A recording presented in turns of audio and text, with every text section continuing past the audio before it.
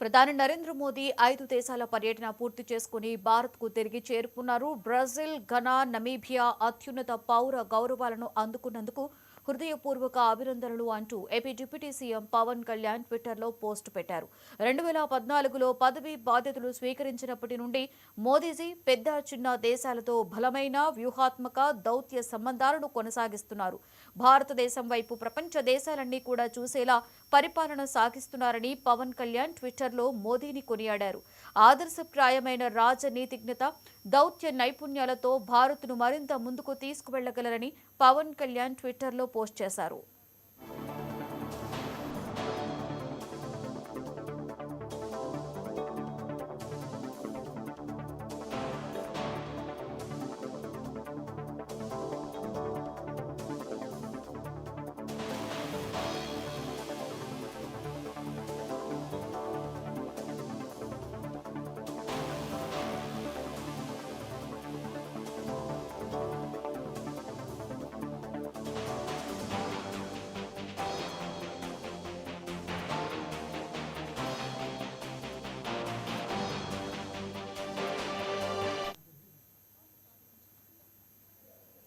భద్రాచల దేవాలయ ఈవోపై జరిగిన దాడిని ఖండిస్తూ వరంగల్ ధార్మిక భవన్ ఎదుట దేవాదాయ శాఖ అధికారులు